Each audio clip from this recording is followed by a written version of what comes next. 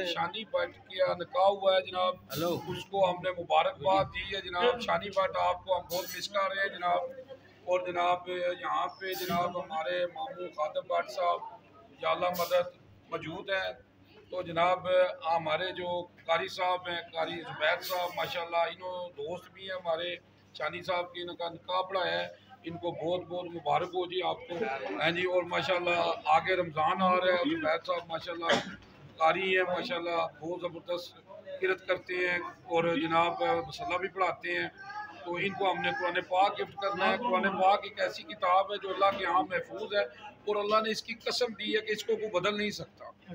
अगर हम इस पर अमल करें तो हमारी ज़िंदगी बदल सकती है। मैं क्या बयान करूँ रसूलुल्लाह सल्लल्लाहु अलैहि वसल्लम की शान में, अल्लाह ने सब कुछ नाज़िल कर दिया है कुरान में। अम्मा आयशा से किसी ने पूछा आप सल्लल्लाहु अलैहि वसल्लम की सीरत क्या है, तो अम्मा आयशा फरमाती हैं कुरान कुरान कुरान। आप सल्लल्लाहु अलैहि वसल्लम फरमाते हैं कुरान पढ़ा करो, कुरान पढ़ा करो, ये क़यामत के दिन तुम्हारी सिफारिश करेगा। अल्लाहुम्मा सल्ली अला मुहम्मद व आले मुहम्मद जी। भाई साहब बिस्मिल्लाह जी। भाई साहब बहुत बहुत मुबारक हो गए जनाब, तुसा ने जनाब साहब इज्जत दी आए हो माशाल्लाह। अल्लाह तुम्हारी इज्जत इजाफा करे जनाब, और सब करिए जी।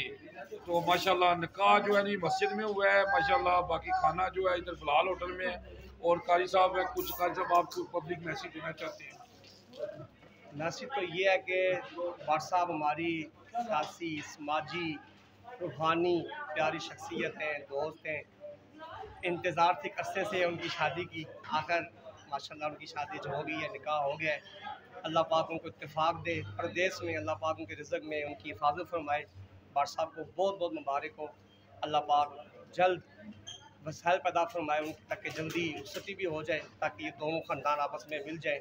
और जो नौजवान बगैर शादी के हैं, तो मैं ये पैगाम दूंगा सबको कि शादी को आसान करें, निकाह को आसान करें, ताकि कम पैसों में कम